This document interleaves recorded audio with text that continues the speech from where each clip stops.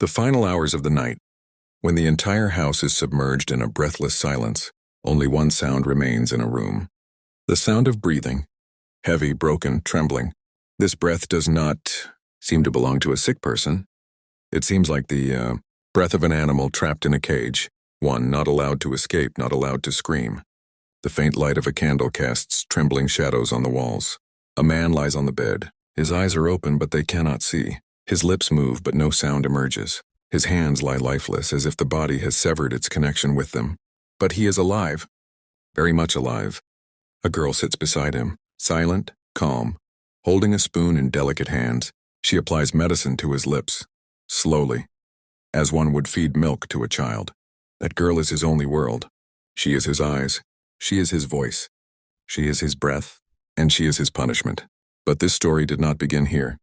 This story began on the day that girl was first brought into this house. She was only 13 years old at the time. Her hands had blisters. Her feet had wounds. Her eyes held fear. And in her heart, a question with no answer. Will I be able to survive here? She had been bought from a slave market for a low price because she looked weak. But there was one thing that made her special. She was very quiet. The master liked the silence. The sick master could not bear noise. His head was always in pain. His nerves were weak. There was a constant burning in his body.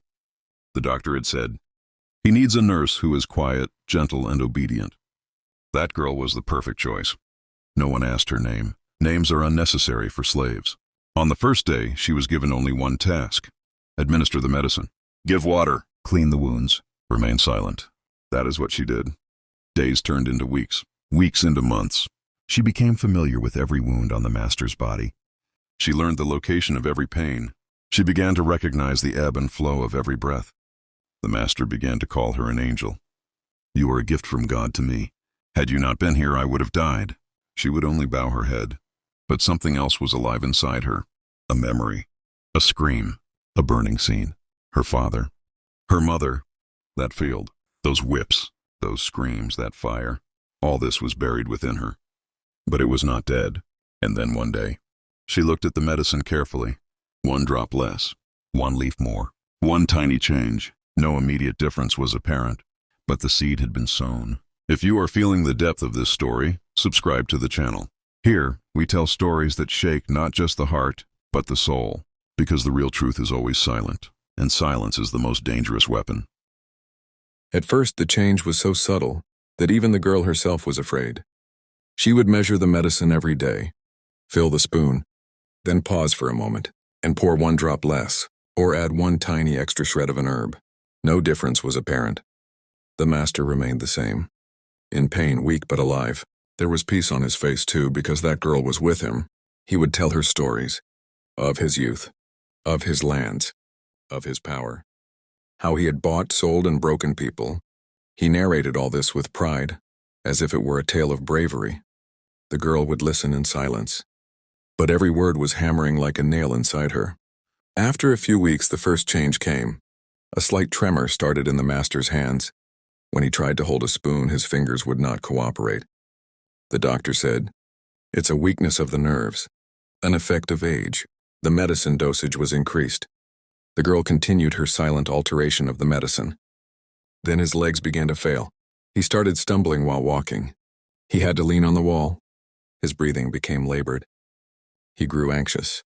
"I will get better, won't I?" he asked with fear for the first time. The girl nodded. "Yes, master. I am here, aren't I?"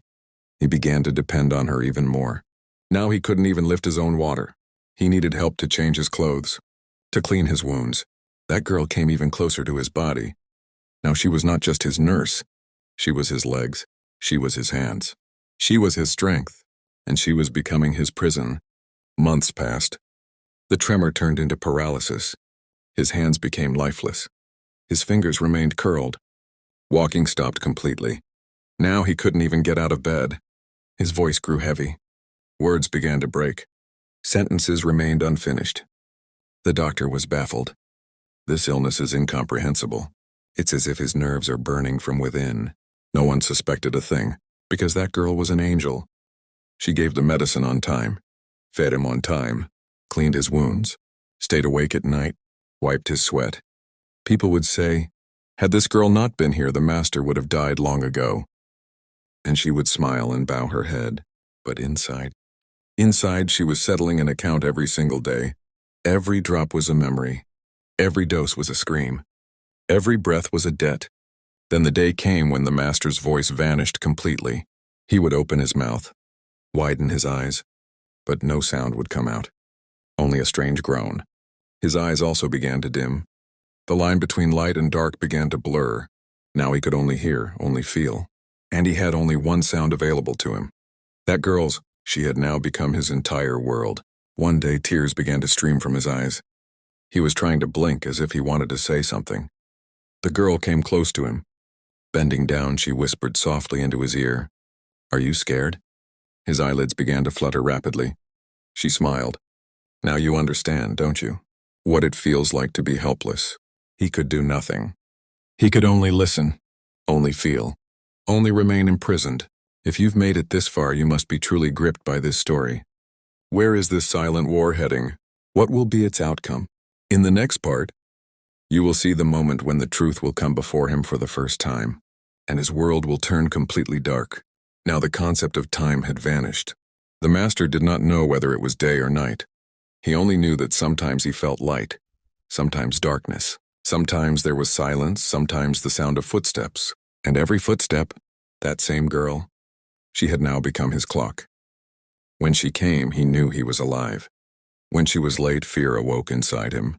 Had he died? Had he been left alone? His world now consisted only of breaths and waiting. One day he realized his body had become utterly alien. He could not feel the weight of his own hands. The existence of his legs seemed to have vanished. Only the heartbeat in his chest remained, and fear in his mind. And in that very fear he remembered for the first time the faces he had once seen in the slave market, the eyes that had been lowered before him, the children who had been snatched from their mothers, the screams he had never truly listened to. Now those same screams were echoing inside him. One evening, the girl left him alone for longer than usual. The silence grew heavy. His breathing became erratic. His heart began to pound violently. He was screaming silently in terror, and then, the sound of footsteps. Peace returned. That girl entered. She held a bowl in her hands. The same medicine. She pressed the spoon to his lips. But today he felt something different. The taste had changed slightly. His eyes widened. He began to blink rapidly. The girl stopped. "Do you remember the first time you saw me?" she said softly. He kept blinking. "I was 13 years old. My hands were wounded. My father's body was still fresh in the earth." He did not want to hear this. But he was helpless. You had said, "This girl is quiet, she will be good." His breathing quickened. "Do you remember that night, when my brother was whipped because he was tired?" Tears began to stream from his eyes. "I am the same girl you never considered human." She paused, then said quietly, "And now, you are mine." Something broke inside him. He understood. This illness was not an accident. It was not a game of fate. It was a plan. A long, silent, patiently crafted plan. He tried to close his eyes, as if he could escape this world. But the darkness was already permanent. "You are not dying," the girl said in a gentle tone. "I will not let you die." He began to tremble, because dying is easy. To be alive and imprisoned, that is the true punishment. After that day, he could not see her, but her voice echoed within him every moment. He had become her prisoner, physically, mentally, spiritually. And that girl, she was no longer the property. She had become justice. If you have reached this level of the story, you can understand that this is not just a tale, where it is a mirror that shows us that power is not always forever. If you want to hear more stories that reach into the soul, subscribe to the channel, because some truths are only visible in the darkness. The next and final part, where the end will come, where silence will speak. Now time no longer existed in that room. No day, no night, no seasons, only breaths. Sometimes fast, sometimes weak, sometimes faltering.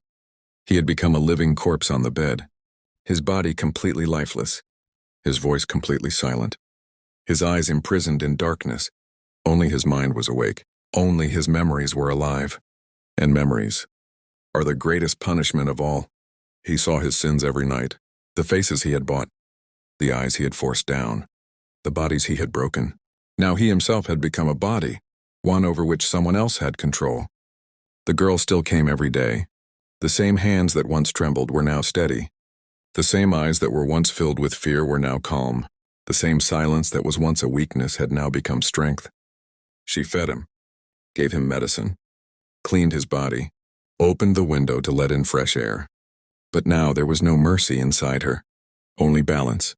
One day as she set down a bowl, she said softly, "You know, I don't hate you." He was listening. "Hate consumes a person. I chose justice." She paused for a moment. "You imprisoned me. I imprisoned you. The only difference is you gave me physical chains. I gave you the chains of time." His breath trembled. He wanted to die, but he could not. He begged for life, but life could not return. He just existed. One day his breaths became very slow. His heartbeat began to fade. The girl came close to him, leaned near his ear. "Not afraid anymore?" There was no answer. "You can be free, but you never paid the price of freedom for others." She placed her hand on his forehead, and for the first time, she did not give him the medicine. Silence spread through the room. The breathing stopped. Everything ended.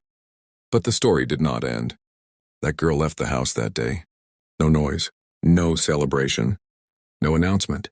Just a quiet step. Some say she went far away. Some say she began helping another slave. Some say she vanished into history. But one thing was true. A tyrant had been erased from the world, and an oppressed person had recognized her own power. Life always teaches us this. Power is not always in your hands. Sometimes power lies in patience, in silence, in waiting, and sometimes staying alive becomes the greatest punishment of all.